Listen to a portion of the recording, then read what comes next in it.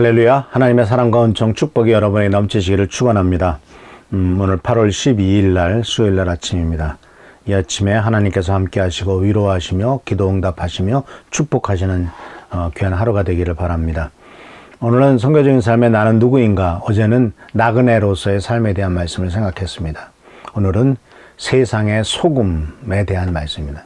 마태복음 5장의 산상수훈 말씀 속에서 너희는 세상의 소금이니 너희는 세상의 빛이니 라고 예수 그리스도께서 하나님을 믿는 백성들에게, 특히 당신의 제자가 된 사람들에게 분명히 그 그리스도인의 정체성을 말씀하셨죠. 그것이 바로 뭐냐면 세상의 소금과 세상의 빛입니다. 세상의 소금에 대한 말씀을 나눠보고 내일은 세상의 빛에 대한 말씀을 같이 생각해 보려고 합니다. 우리나라 말에는 소금이 들어가는 말이 많죠. 또 성경 말씀 속에서도 소금이란 말을 많이 썼습니다. 소금을 뿌리듯 하라 라는 말도 있고. 근데 이 소금을 뿌리듯 하라라고 하는 말은 이게 간을 적절하게 잘 쳐서 그 맛을 내게 하라는 뜻이죠. 근데 우리나라의 말하자면 좋지 않은 말로 소금 뿌려라 하면은 참 어떤 사람 때문에 문제가 많고 흔히 세상적인 말로 재수 없으니까 그것이 그런 부정적인 것들이 나에게 영향 끼치지 않도록 액땜을 한다라는 것으로서 소금 뿌려라는 말을 쓰기도 합니다. 자, 그런데 이 성경 말씀 속에서 이 소금, 특히 예수님께서 너희는 세상의 소금이다 라고 말씀하셨을 때 이 의미가 무엇일까요? 그리고 왜 예수님께서는 당신의 제자들에게 특히 산상수훈에서 그 팔복을 얘기하시고 여러 가지 많은 말씀을 마태복음 5장에서부터 말씀하시면서 앞부분에 바로 주기도문을 말씀하시고 그 팔복을 말씀하시고 난 다음에 바로 이어지는 얘기가 바로 너희는 세상의 소금이라고 하는 정입니다. 그러니까 그만큼 예수님께서는 이 소금이라고 하는 것을 당신께서 말씀하시기 원하시는 것에 가장 첫 번째에 두신 중요한 주제란 말씀이죠. 그러니까 제자들을 향해서 너희는 세상의 소금이다 라고 말씀하셨어요. 소금이 되라 라고 말씀하신 것이 아니고요. 너희는 세상의 소금이다 라고 말씀하신 거예요. 좀 아이러니하죠. 예수님의 제자들이 아시다시피 갈릴리 호수에서 다 갈릴리 지역 사람들이지 않습니까? 예루살렘 출신은 없고요. 다 하나같이 그렇게 세상에서 성공한 사람, 또 세상에서 이름난 사람이 없었습니다. 물론 예수님을 찾아왔던 니고데모나 아리마대 요셉이나 이런 사람들은 그래도 세상적으로 성공했고, 삭개오도 물론 욕을 먹는 사람이었지만은 그래도 그가 세리장으로서 또 돈도 벌고 사회적 인정도 받았던 그런 사람이니까. 그러나 그런 사람들은 12명의 제자에 포함되지 않았어요. 그 갈릴리 어부들이나 나무 밑에서 만난 나다나엘이나 또는 세리, 마테나 이런, 또는 열심당원이었던 사람 시몬이나 이런, 또는 가룟 유다나 이런 사람들이 예수님의 제자였죠.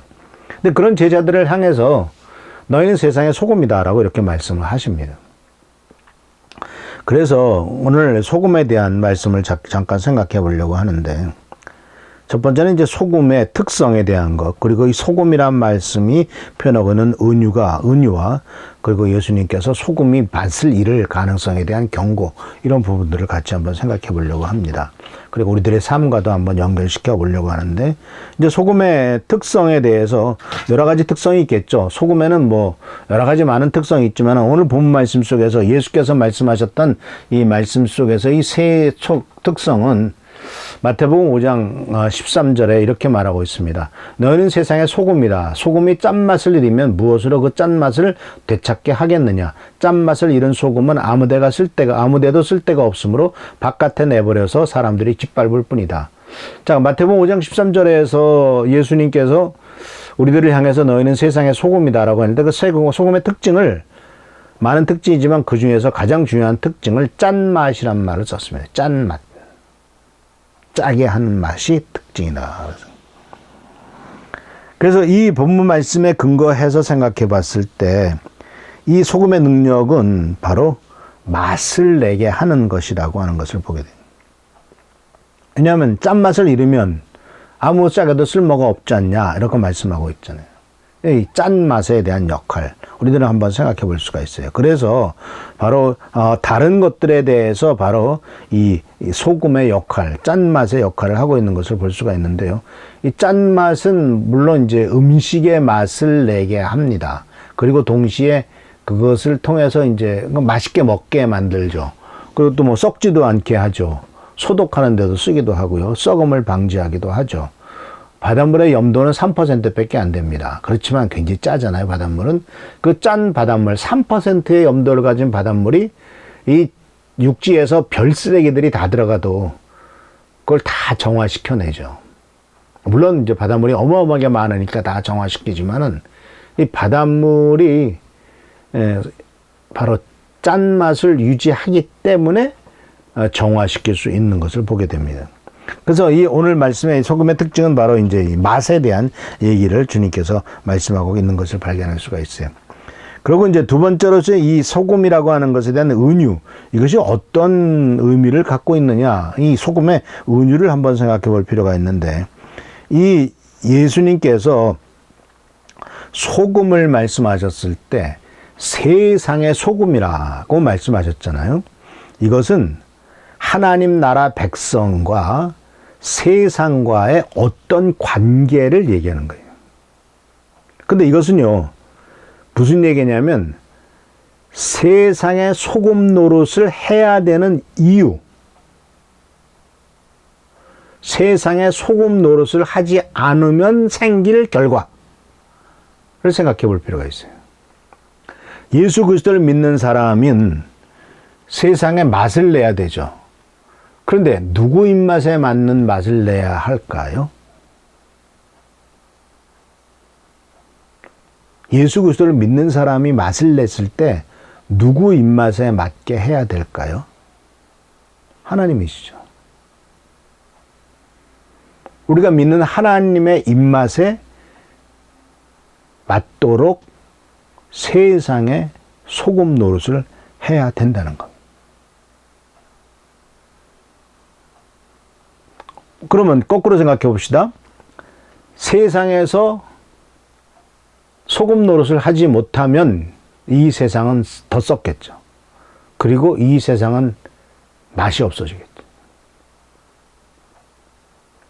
이 영어로 테이스트란 말이 맛이란 단어인데, 그 맛이란 단어에 맛이 없다라는 말이 distaste라고 앞에 dis라는 말을 씁니다.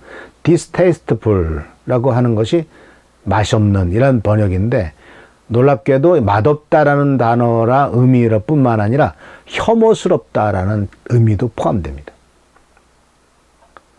그러니까 하나님께서 이 세상을 볼 때 혐오스럽게 보시지 않도록 맛을 쳐야 되는 것이 우리 예수를 믿는 사람들의 소금의 역할입니다. 자, 이러면 생각이 나시죠? 혐오스러운 이 세상에 대해서 하나님이 참아주도록 하는 역할을 맡은 게 우리 예수를 믿는 사람이라는 얘기예요. 누구 생각나십니까? 아브라함이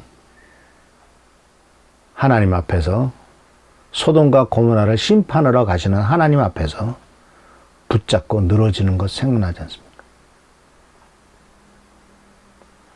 소돔과 고모라를 멸망시키러 간다라고 하나님께서 말씀하시니까 하나님, 의인을 봐서라도 이 땅을 멸망시키지 않으시는 게 좋지 않겠습니까? 의인과 악인을 같이 취급하시렵니까? 그래서 50명의 의인으로부터 시작해가지고 10명까지 줄이잖아요. 10명은 있었을 거라고 생각했던 것 같습니다. 하나도 없어요. 롯밖에 없었죠. 그래서 이 말씀 속에서 적은 의인이 많은 악인에 대해서 하나님이 참도록 만든, 그러니까 중요한 포인트는 악인이 얼마나 많으냐가 중요한 게 아니라 의인이 얼마나 있느냐가 중요한 거예요. 이것은 나중에요, 예레미야 5장 1절에 보면 이런 아주 충격적인 말씀까지 하나님께서 예레미야에게 말씀하셨어요. 예루살렘에 사는 사람들아, 예루살렘의 모든 거리를 두루 돌아다니며 둘러보고 찾아보아라. 예루살렘의 모든 광장을 샅샅이 뒤져보아라. 너희가 그곳에서 바르게 일하고 진실하게 살려고 하는 사람을 하나라도 찾는다면 내가 이 도성을 용서하겠다. 몇 명이요? 하나. 그 한 명이 저와 여러분 되시기를 축원합니다. 우리 때문에 안산이 하나님, 이 미랄교회에 속한 성도들 때문에 이 안산에 있는 그리스도를 믿는 참 올바르게 믿는 사람들로 말미암아 하나님이 대한민국 땅을 심판하지 않고 보존하시는 놀라운 역사가 임하기를 축원합니다. 또 그렇게 되기를 빕니다. 한 명의 의인을 주님은 찾고 계셨고 결국은 그것도 없었잖아요. 그래서 하나님의 아들이신 예수님께서 유일한 의인이신 예수님께서 이 땅에 오셔서 그 의인 역할을 하심으로 이 세상 사람들과 저를 구원하시고 여러분들을 구원하시고 축복하신 것이 아니겠습니까?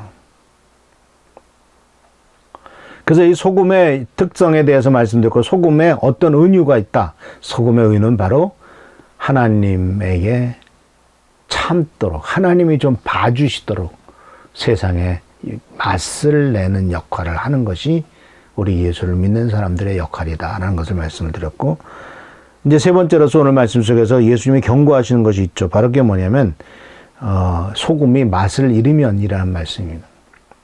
근데 100% 정제된 소금은 맛을 잃을 일이 없죠. 100% 염화나트륨은요, 그 절대로 맛을 잃지 않습니다. 그런데 이 소금이 맛을 잃는다라고 말하는 말을 썼을 때는요,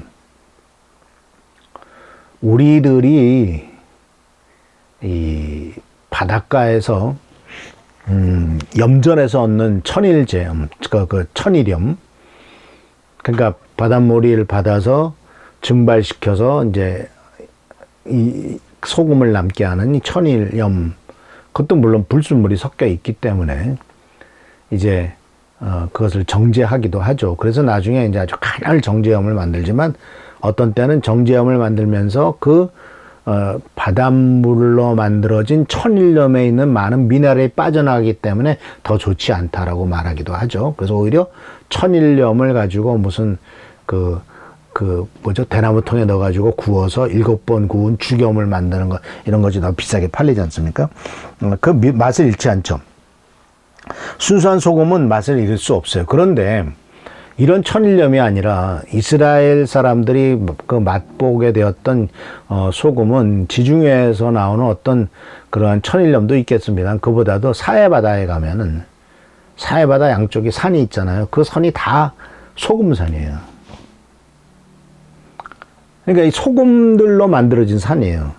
그러니까 캐보면요, 소금으로 있어요. 아주 오래됐습니다만, 저게 1990년인가 94년에 93년에 이스라엘 갔었을 때 요만한 거 하나 가져온 게 있습니다. 아직도 있는 것 같은데 어디인지 모르겠습니다만, 그 소금, 돌소금, 이거는 맛을 잃어요. 왜? 불순물이 섞여 있기 때문에 맛을 잃어.